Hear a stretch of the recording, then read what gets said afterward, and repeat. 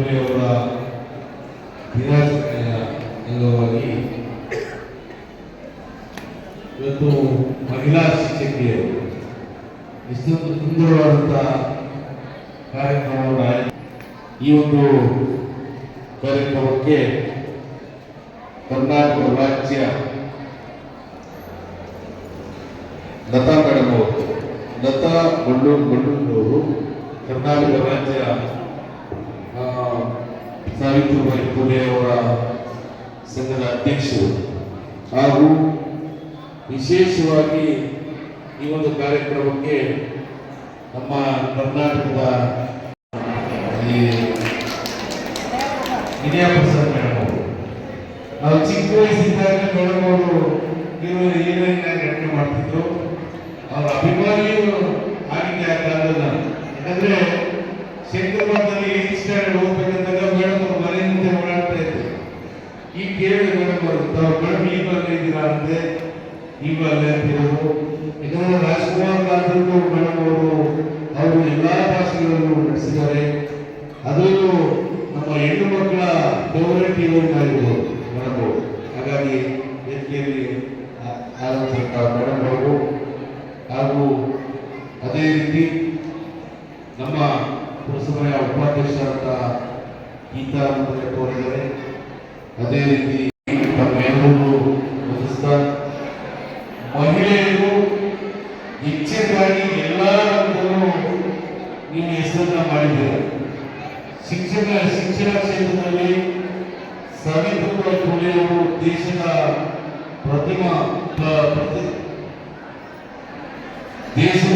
ಪ್ರಥಮ ಶಿಕ್ಷಕಿಯಾಗಿ ಅವರು ಈ ಒಂದು ಹೆಸರನ್ನ ಮಾಡಿದರೆ ತಾವೆಲ್ಲರೂ ಮಹಿಳೆಯರು ಅವರ ಆದರ್ಶವನ್ನು ಒಗ್ಗೂಡಿಸಿಕೊಂಡು ಮುಂದಿನ ಭವಿಷ್ಯ ಭಾರತದ ಮಕ್ಕಳಿಗೆ ಒಳ್ಳೆ ವಿದ್ಯಾಭ್ಯಾಸವನ್ನ ತಾವು ಕೊಡಬೇಕಂತ ತಮ್ಮಲ್ಲಿ ಮನವಿ ಮಾಡ್ತಾ, ಶಿಕ್ಷಕಿಯರು ಎಲ್ಲ ರಂಗಗಳನ್ನು ತಾವು ನಿಮ್ಮ ಇದನ್ನ ಬೆಳೆಸ್ಕೊಂಡಿದ್ದಾರೆ.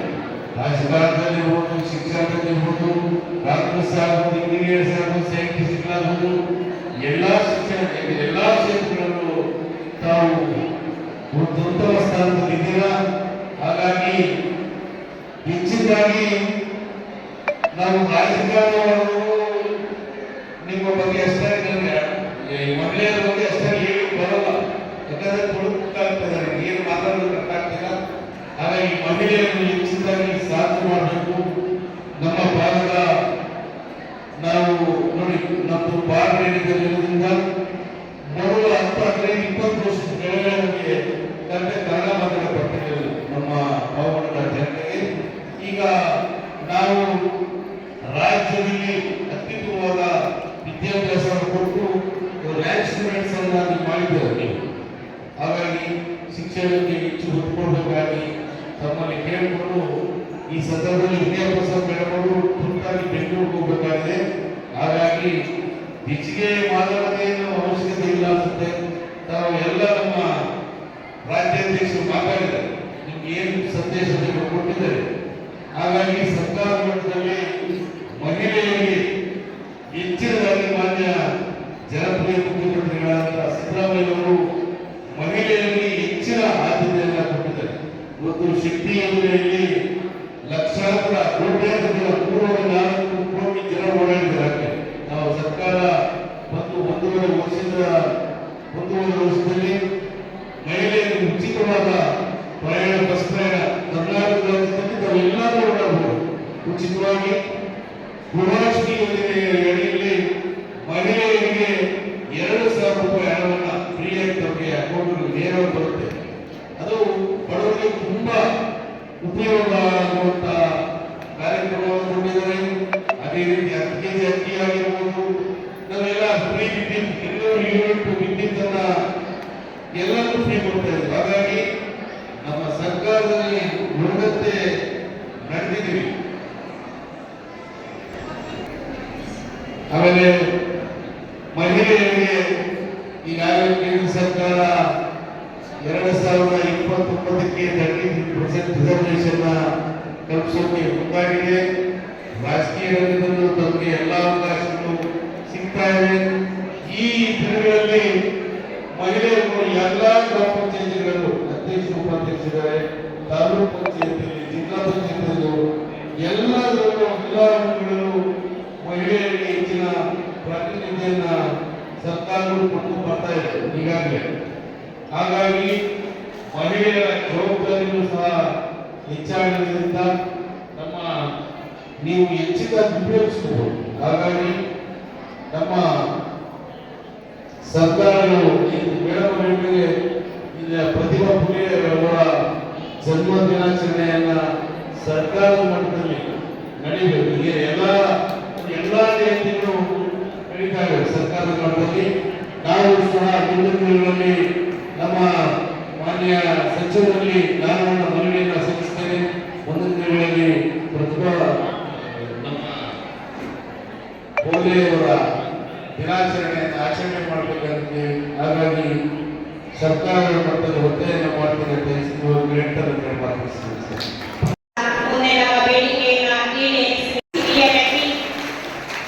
ನಾವೆಲ್ಲರಿಗೂ ಕೂಡ ಮಾರ್ಗದರ್ಶಕರು ಮೇಡಮ್ ತಮಗೆ ಆತ್ಮೀಯವಾದ ಸ್ವಾಗತ.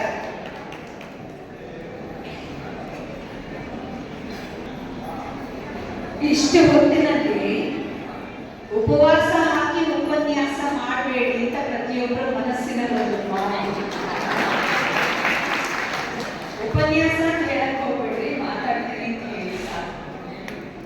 ಎಲ್ಲ ಶಿಕ್ಷಕಿಯರ ಪಾತಾಳಲಿಂಗಕ್ಕೆ ನಿಮ್ಮ ಪ್ರೀತಿಯ ವಿದ್ಯಾರ್ಥಿನಿ ಮಾಡುವಂತಹ ಸಾಷ್ಟಾಂಗ ನಮಸ್ಕಾರ. ಹಾಗೆ ಒಂದು ನಾನು ಹೇಳಿದ್ರಲ್ಲ, ಪ್ರತಿಯೊಬ್ಬ ಯಶಸ್ವಿ ಮಹಿಳೆಯರಿಗೆ ಒಬ್ಬ ಪುರುಷ ಇದ್ದೇ ಇದ್ದಾನೆ ಅಂತ ಹೇಳಿ, ಈ ಇಡೀ ಕಾರ್ಯಕ್ರಮದ ಯಶಸ್ಸಿನ ಹಿಂದೆ ಮಾನ್ಯ ಶಾಸಕರಾದ ಎಚ್.ಡಿ. ವೆಂಕಟೇಶ್ ಅವರಿಗೆ ನಾನು ನಮಸ್ಕಾರ ಹೇಳ್ತೀನಿ. ಹಾಗೆ ಮಾತಿನ ಮಳೆಯನ್ನ ಕ್ರಾಂತಿಕಾರಕವಾಗಿ ಸುರಿಸಿದಂಥ ಡಾಕ್ಟರ್ ಲತಾ ಎಸ್ ಮುಳ್ಳೂರ್ ಅವರಿಗೆ ನಾನು ಅಚ್ಚರಿಯ ನಮಸ್ಕಾರವನ್ನು ಅರ್ಪಿಸ್ತೀನಿ. ಅದೆಷ್ಟು ಪದಗಳು, ಅದೆಂಥ ಭಾವಗಳು, ಎಷ್ಟು ಹೆಣ್ಣು ಶಕ್ತಿ ಸ್ವರೂಪಿಣಿ ಅಂತ ಹೇಳ್ತಾರಲ್ಲ, ಅದಕ್ಕೆ ಒಂದು ಸಾಕಾರ ಮೂರ್ತಿಯಾಗಿ ಕೂತಿದ್ದಾರೆ ಲತಾ ಮುಳ್ಳೂರ್ ಅವರು.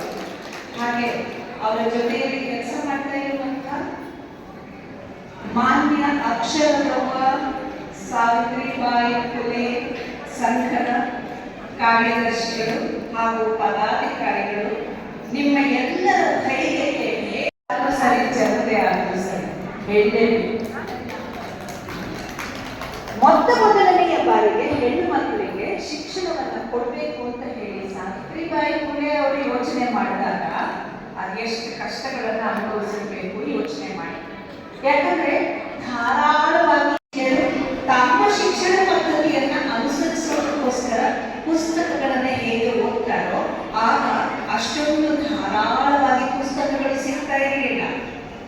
ಯಾವುದೇ ಕಾರಣಕ್ಕೂ ಮಾಹಿತಿಯನ್ನು ಸಂಗ್ರಹ ಮಾಡೋದಕ್ಕೋಸ್ಕರ ಗೂಗಲ್ ಅನ್ನೋದು ಇರಲೇ ಇಲ್ಲ. ಏನೇ ಇದ್ರೂ ಕೂಡ ಇತಿಹಾಸಕಾರರು ಹೇಳಿದಂತಹ ವಿಷಯದ ಮೇಲೆ ತಮ್ಮ ಪ್ರತಿಭೆಯನ್ನ ಬೆಳೆಸಿಕೊಂಡು, ತಮ್ಮ ಜ್ಞಾನವನ್ನ, ತಮ್ಮ ಸಾಮಾಜಿಕ ಅರಿವನ್ನ ಬೆಳೆಸಿಕೊಂಡು, ಆಗ ಇಂಥ ಒಂದು ಅದ್ಭುತವಾದ ಯೋಚನೆಯನ್ನ ಮಾಡಿರುವಂತಹ ಸಾವಿತ್ರಿಬಾಯಿ ಫುಲೆಯವರು ನಿಜವಾಗ್ಲೂ ಪೂಜನೀಯರು. ಅವರಿಗೆ ಈಗ ಅವರ ಸಂಘವನ್ನು ಕಟ್ಟುವುದರ ಮೂಲಕ ಇಂಥ ಒಂದು ಗೌರವ ಪೂರ್ವಕವಾದ ಗುರು ಕಾಣಿಕೆಯನ್ನ ನೀವೆಲ್ಲ ನೀಡ್ತಾ ಇರುವಂಥದ್ದು ಇನ್ನೊಂದು ಅದ್ಭುತವಾದ ಸಮಾಚಾರ. ಈ ಅಕ್ಷರ ಅಂತ ಹೇಳುವಾಗ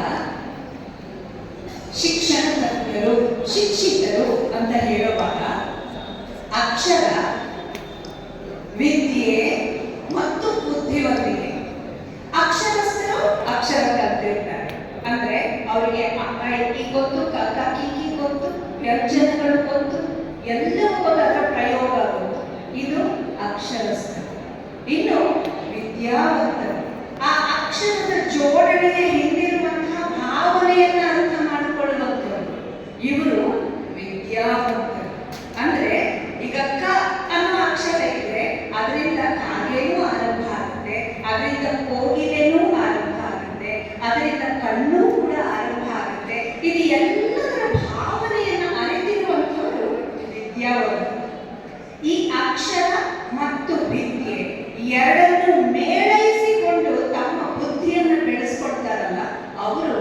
ಬುದ್ಧಿವಂತರು. ಇಲ್ಲಿರುವಂತಹ ಎಲ್ಲ ಶಿಕ್ಷಕಿಯರು ಕೂಡ ಅಕ್ಷರಸ್ಥರು ಮಾತ್ರ ಅಲ್ಲ, Incoming call from Son-of-Them I ನಿಮ್ಮ ಕಾರ್ಯಕ್ಷಮತೆಯ ಮೂಲಕ ತೋರಿಸ್ಕೊಟ್ಟಿದ್ದೀರಿ. ನೀವೆಲ್ಲರೂ ಕೂಡ ಅಭಿನಂದನಾರ್ಹರು. ಸಾವಿತ್ರಿಬಾಯಿ ಫುಲೆಯವರ ಬಗ್ಗೆ ಅವರ ವಿಷಯವನ್ನು ತೆಗೆದುಕೊಂಡು ಸಿನಿಮಾ ಕೂಡ ಮಾಡಿ ಅದನ್ನ ಬಿಡುಗಡೆ ಮಾಡುವಂತಹ ನಿರ್ಧಾರವನ್ನು ಕೂಡ ಈ ಸಂಘ ಮಾಡಿದ್ದು. ಭೂತಾಳಿಯವರಿದ್ದಾರೆ ನಿರ್ಮಾಪಕರು, ಅವರಿಗೆ ಮತ್ತೊಂದು ಸರ್ತಿ ನನ್ನ ಹೃತ್ಪೂರ್ವಕ ಧನ್ಯವಾದಗಳು ಹಾಗೂ ಕೃತಜ್ಞತೆಗಳು. ಧನ್ಯವಾದ ಯಾಕೆ ಹೇಳ್ತೀನಿ ಅಂತಂದ್ರೆ, ಕನ್ನಡ ಚಲನಚಿತ್ರರಂಗಕ್ಕೆ ಒಂದು ಹೊಸ ಸಿನಿಮಾನ ಇವರು ಕೊಟ್ಟಿದ್ದಾರೆ ಅನ್ನೋ ಕಾರಣಕ್ಕೆ ನಾನು ಕೃತಜ್ಞನಾಗಿದ್ದೇನೆ. ಹಾಗೆ ಅಭಿನಂದನೆಯನ್ನ ನಾನು ಸಲ್ಲಿಸ್ತಾ ಇದ್ದೇನೆ. ನಾನು ಕೂಡ ಒಬ್ಬ ಶಿಕ್ಷಕಿರಿ, ಹೇಗೆ ಗೊತ್ತಾ? ಅಲ್ಲ, ಸಮಾಜಕ್ಕೋಸ್ಕರ ನಾನು ಏನ್ ಮಾಡಿದೀನೋ ಅನ್ನೋದು ಎರಡನೇ ಮಾತು. ಒಂದು 10 ಸಿನಿಮಾದಲ್ಲಿ ಪ್ರೊಫೆಸರ್ ಆಗಿ, ಟೀಚರ್ ಆಗಿ ಆಕ್ಟಿಂಗ್ ಮಾಡಿದ್ದೀನಿ. ಅದು ಎಷ್ಟೋ ಜನ ಸ್ಟೂಡೆಂಟ್ಸ್ಗೆ, ಕೆಲವು ಹೀರೋಗಳಿಗೆ, ಕೆಲವು ಹೀರೋಯಿನ್ಗಳಿಗೆ ಪ್ರೊಫೆಸರ್ ಆಗಿ, ಟೀಚರ್ ಆಗಿ ನೋಡಿ. ಒಂದು ಹೇಳ್ತೀನಿ, ಈ ಪ್ರೊಫೆಸರ್ ಅಂತೆಲ್ಲ ಹೇಳ್ಬಿಟ್ರೆ ಆ ಶಿಕ್ಷಕಿ ಅಂತ ಹೇಳುವಂತಹ ಒಂದು ಆತ್ಮೀಯತೆ ಬರೋದಿಲ್ಲ ಅಲ್ವಾ? ಶಿಕ್ಷಕಿ ಅಂತ ಹೇಳಿದ್ರೆ ಅದೊಂದು ಆತ್ಮೀಯತೆ ಬರುತ್ತೆ. ಹಾಗಾಗಿ ನಾನು ಶಿಕ್ಷಕಿಯ ಪಾತ್ರವನ್ನ ನಾನು ಎಲ್ಲಾ ಭಾಷೆಗಳಲ್ಲೂ ಕೂಡ ಮಾಡ್ಬಿಟ್ಟಿದ್ದೀನಿ. ಆದ್ರಿಂದ ನಾನು ಒಬ್ಬ ಶಿಕ್ಷಕಿ ಅಂತ. ಅಲ್ಲದೆ ಹೋದ್ರೆ ಜೀವನ ಪೂರ್ತಿ ಒಬ್ಬ ವಿದ್ಯಾರ್ಥಿನಿ ನಾನು. ಯಾರಲ್ಲಿ ಯಾವುದು ಯಾವಾಗ ಒಳ್ಳೆಯದು ಅನ್ನೋದು ಕಾಣುತ್ತೋ, ಯಾವುದನ್ನ ನಾವು ಗ್ರಹಿಸಿ ಅದರಂತೆ ನಡಿಬಹುದು ಅಂತ ಅನಿಸುತ್ತೋ, ಅವಾಗೆಲ್ಲ ಆ ಗ್ರಹಿಕೆಯಿಂದ ಒಂದು ಬುದ್ಧಿಯನ್ನ ಬೆಳೆಸಿಕೊಂಡು ಸಮತೋಲತೆಯ ಒಂದು ಸಮಾಜದಲ್ಲಿ ಸಾಮಾನ್ಯ ಮನುಷ್ಯರಾಗಿ ಬದುಕುವಂತಹ ಒಬ್ಬ ವಿದ್ಯಾರ್ಥಿನಿ ನಾನು.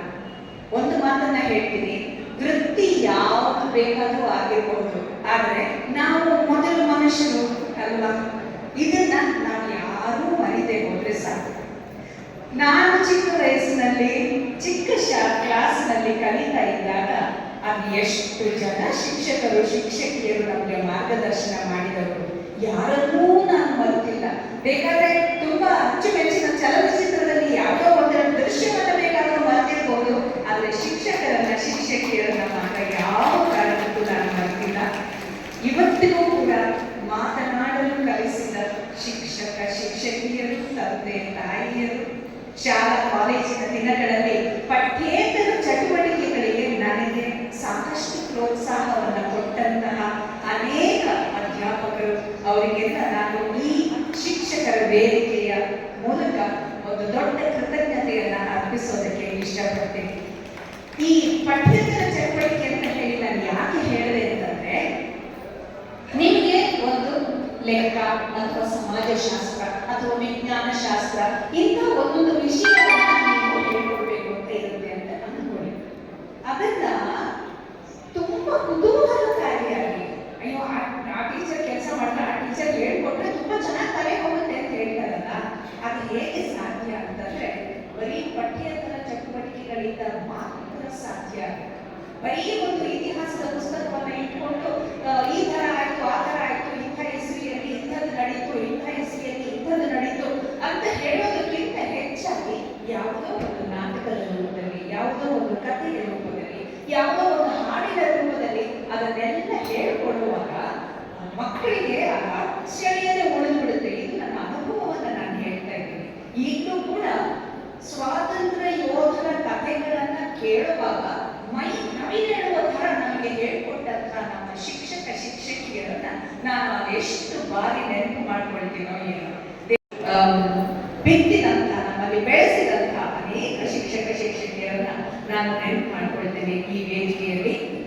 ಹಾಗೆ ಇಲ್ಲಿರುವಂತಹ ಎಲ್ಲ ಶಿಕ್ಷಕಿಯರು ಕೂಡ ಕೌಟುಂಬಿಕವಾಗಿ, ಸಾಮಾಜಿಕವಾಗಿ ಅದೆಷ್ಟು ಕಷ್ಟಗಳನ್ನ ನೀವು ಎದುರಿಸ್ತಾ ಇರ್ತೀರಿ ಅನ್ನೋದನ್ನ ನಾನು ಖಂಡಿತ ನೋಡ್ತಾ ಇದ್ದೀನಿ. ನೋಡಿ, ಒಬ್ಬ ವ್ಯಾಪಾರಿಯನ್ನು ಬೇಕಾದ್ರೆ ಶ್ರೀಮಂತ ವ್ಯಾಪಾರಿ ಅಂತ ಹೇಳ್ಬಿಡ್ತಾರೆ, ಶಿಕ್ಷಕ ಶಿಕ್ಷಕಿಯರಲ್ಲ ಬಡ ಮಾಸ್ತರು ಅಂತ ಹೇಳ್ತಾರೆ. ಬಡ ಮಾಸ್ತರು ಅಂತ ಹೇಳ್ತಾರೆ. ನಾನು ಒಂದು ಮಾತು ಹೇಳ್ತೀನಿ, ಯಾವತ್ತೂ ಶಿಕ್ಷಕ ಶಿಕ್ಷಕಿಯರನ್ನ ಬಡವರ್ಗ ಅಂತ ನಾನಂತೂ ಕರೆಯೋದೇ ಇಲ್ಲ.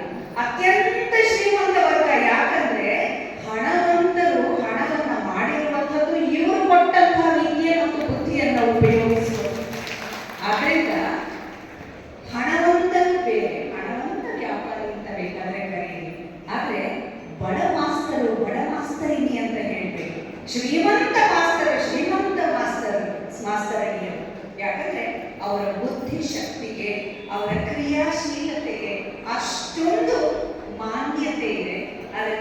ಬಹಳ ಬಹಳ ಸಿರಿವಂತಿಕೆ ಇದೆ. ಇದ್ರ ಬಗ್ಗೆ ನೀವು ತುಂಬಾ ಹೆಮ್ಮೆ ಇಟ್ಕೊಳ್ಳಿ ಅಂತ ಹೇಳಿ ನಾನು ನಿಮ್ಮಲ್ಲಿ ಕೇಳ್ಕೊಳ್ತೀನಿ. ನಮ್ಮ ದಕ್ಷಿಣ ಕನ್ನಡ ಭಾಗದಲ್ಲಂತೂ, ನಾನು ಉಡುಪಿಯವರು, ಅದರಿಂದ ದಕ್ಷಿಣ ಕನ್ನಡ ಅಂತ ಹೇಳ್ತಾ ಇದ್ದೀನಿ.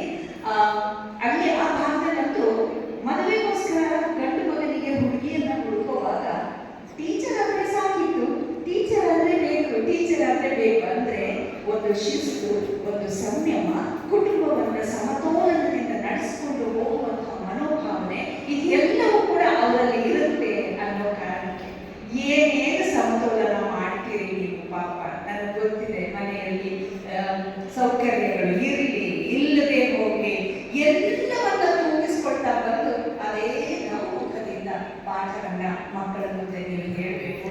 ಮೇಡಮ್ ಸಾವಿತ್ರಿಬಾಯಿ ಫುಲೆ ಅವರ ಸಂಘವನ್ನ ಕಟ್ಟುವುದರ ಮೂಲಕ, ಇದರ ರಿಜಿಸ್ಟ್ರೇಷನ್ ಮಾಡೋದರ ಮೂಲಕ, ಇವರ ಜನ್ಮ ದಿನಾಚರಣೆಯನ್ನ ಪ್ರತಿ ಶಾಲೆಯಲ್ಲೂ ನಡೆಸಬೇಕು ಅನ್ನೋದರ ಜೊತೆಗೆ ವಾರದಲ್ಲಿ ಒಂದು ದಿವಸ ಎಲ್ಲ ಶಿಕ್ಷಕಿಯರಿಗೂ ಕೂಡ ಒಂದು ರಿಕ್ರಿಯೇಷನ್, ಏನ್ ಗೊತ್ತಾ, ಈ ಲಾಫ್ಟರ್ ಕ್ಲಬ್ ಅಂತ ಹೇಳ್ತಾರಲ್ಲ, ನಗು ಹಾಸ್ಯ ಅನ್ನುವಂಥದ್ದು ಎಲ್ಲರಲ್ಲೂ ಕೂಡ ಒಂದು ಶಕ್ತಿಯನ್ನು ತುಂಬುತ್ತೆ. ನನಗೆ ಗೊತ್ತು, ಹೊಟ್ಟೆ ಹಸಿತಾ ಇರುವಂತಹ ಈ ಸಮಯದಲ್ಲಿ ಈ ಮಾತು ನಿಮಗೆ ಹೊಟ್ಟೆ ತುಂಬಿಸದೇ ಇರಬಹುದು, ಮನಸ್ಸನ್ನ ತುಂಬಿಸುತ್ತೆ ಅಂತ ಹೇಳ್ತಾ ಇದ್ದೀನಿ. ಆ ಥರದ ಒಂದು ರಿಕ್ರಿಯೇಷನ್ ನಗುವಿನ ಮೂಲಕ, ನಗೆಯ ಹಬ್ಬದ ಮೂಲಕ, ಅದಕ್ಕೋಸ್ಕರ ನೀವು ಸ್ವಲ್ಪ ಪ್ರಿಪರೇಷನ್ ಮಾಡ್ಕೊಂಡು ಬನ್ನಿ. ನಾನಿವತ್ತು ಇಂಥದನ್ನೇ ಹೇಳ್ತೀನಿ, ನಾನಿವತ್ತು ಅಂಥದನ್ನೇ ಹೇಳ್ತೀನಿ, ನಗುವನ್ನ ಕೊಡ್ತೀನಿ ಅಂತ. ನಗು, ಖುಷಿ, ಹಾಸ್ಯ, ಇದರಲ್ಲಿ ಎಲ್ಲ ಕಷ್ಟಗಳು ಕೂಡ ತೇಲಿ ಹೋಗುತ್ತೆ. ಇದು ಬದುಕಿನ ಅನುಭವದ ಮೂಲಕ ನಾನು ನಿಮ್ಮ ಮುಂದೆ ಹೇಳ್ತಾ ಇರುವಂತ ಒಬ್ಬ ವಿದ್ಯಾರ್ಥಿನಿಯಾಗಿ ನಾನು ನಿಮ್ಮ ಮುಂದೆ ಹೇಳ್ತಾ ಇರುವಂತಹ ಒಂದು ಮನವಿ. ಒಂದು ಬಾರಿ ನೋಡಿ ಮತ್ತೆ ನೀವು ಅಲ್ಲವೇ ನಿಮ್ಮದೇ ಒಂದು ಗುಂಪುಗಳನ್ನು ಮಾಡಿಕೊಂಡು ಖುಷಿಯಾಗಿ ಆಚರಣೆಯನ್ನ ಮಾಡ್ತಾ ಇರ್ತೀರಿ. ಸಾಮೂಹಿಕವಾಗಿ ಇಂಥ ಒಂದು ಕಾರ್ಯಕ್ರಮವನ್ನು ಮಾಡಿ ಅಂತ ನಾನು ನಿಮ್ಮಲ್ಲಿ ಮನವಿಯನ್ನ ಮಾಡಿಕೊಳ್ತೇನೆ. ಪಾವಗಡಕ್ಕೆ ಮೊದಲನೇ ಬಾರಿಗೆ ಬಂದಿದ್ದೀನಿ, ಆಯ್ತಾ.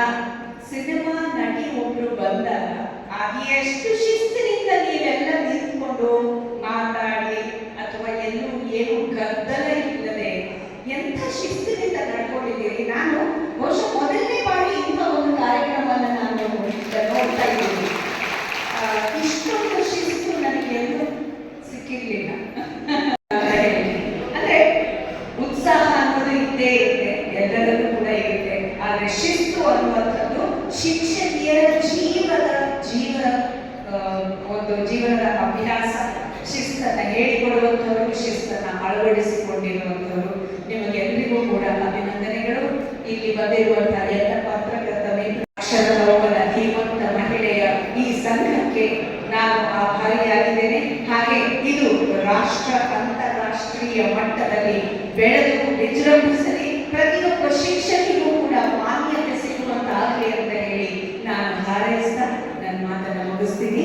ನಮಸ್ಕಾರ, ಧನ್ಯವಾದ.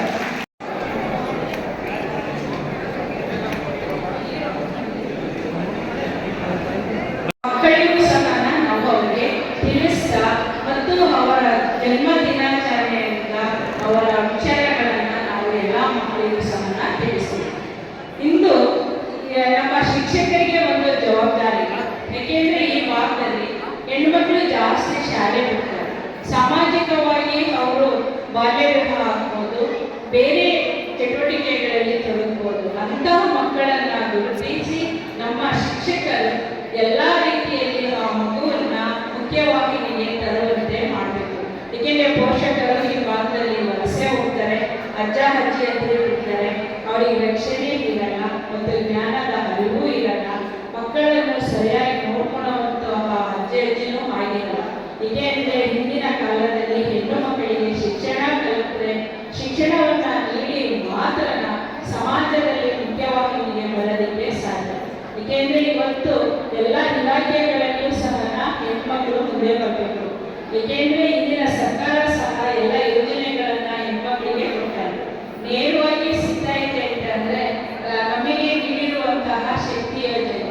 ಈ ಶಕ್ತಿ ಯೋಜನೆ ವಿಶೇಷ ಅಂತಂದ್ರೆ ಯಾರು ಸಹ ಅದಕ್ಕೆ ಪರ್ಮಿಷನ್ ಬೇಕಿಲ್ಲ, ಯಾವುದೇ ಆನ್ಲೈನ್ ನಲ್ಲಿ ಎಂಟ್ರಿ ಮಾಡೋದಿಲ್ಲ. ಬಸ್ ಹತ್ತಿದರೆ ಆಧಾರ್ ಕಾರ್ಡ್ ತೋರಿಸ್ತಾರೆ, ಟಿಕೆಟ್ ತರ್ತಾರೆ. ನಿಜವಾದ ಫಲಾನುಭವಿಗಳು ನೇರವಾಗಿ ದೊರೆತಿರುವಂತಹದ್ದು ಹೆಣ್ಣು ಮಕ್ಕಳಿಗೆ ಹೆಣ್ಣು ಮಕ್ಕಳಿಗೆ ಶಿಕ್ಷಣನೂ ಸಿಕ್ಕಿದೆ. ನಿಜವಾಗ್ಲೂ ಸಹ ನಾವು ತುಂಬ ಬುದ್ಧಿವಂತರು ಮತ್ತು ಎಲ್ಲ ಮಕ್ಕಳನ್ನು ಸಹ ನಾನು ರಕ್ಷಣೆ ಮಾಡಿದಂಗಾಗುತ್ತೆ. ಅದಕ್ಕೋಸ್ಕರವಾಗಿ ಈ ವೇದಿಕೆಯಲ್ಲಿ ಮತ್ತೊಮ್ಮೆ ನಮ್ಮ ಶಿಕ್ಷಕರಲ್ಲಿ ಮನವಿ ಮಾಡ್ಕೊತಾ ಇದ್ದೀನಿ. ಏಕೆ ಅಂತಂದರೆ ಶಾಲೆ ಬಿಟ್ಟ ಮಕ್ಕಳಾಗ್ಬೋದು, ಗೈರು ಹಾಜರಾದ ಮಕ್ಕಳಾಗ್ಬೋದು, ಅದರಲ್ಲಿ ಹೆಣ್ಣು ಮಕ್ಕಳು ಎಲ್ಲಾದ್ರೂ ಶಾಲೆ ಬಿಟ್ಟವ್ರೆ ಅಂತಂದರೆ ಅಂಥ ಮಗುವನ್ನು ಮನೆ ಮನೆಗೆ ಹೋಗಿ, ಏಕೆ ಅಂತಂದರೆ ಅಕ್ಷರ ಮಾತೆ ಅವರು ಸಹ ಮನೆ ಮನೆಗೆ ಹೋಗಿಯೇ ಶಿಕ್ಷಣನ ನೀಡ್ತಾ ಇದ್ದಾರೆ. ಆ ರೀತಿಯಲ್ಲಿ ನಾವು ಮಾಡಿದಾಗ ಅವ್ರ ಸೇವೆ ಏನಾದರೂ ನಾವು ಮಾಡ್ತಾ ಇದ್ದೀವಿ ಅಂತ ಅನಿಸುತ್ತೆ. ಏಕೆಂದರೆ ಇಲಾಖೆಯಲ್ಲಿ ದುಡಿತಾ ಇದ್ದೀವಿ, ಶಿಕ್ಷಕರನ್ನು ಅನ್ನಿಸ್ಕೊಂಡಿದ್ದೀವಿ. ಈಗ ಮೇಡಮ್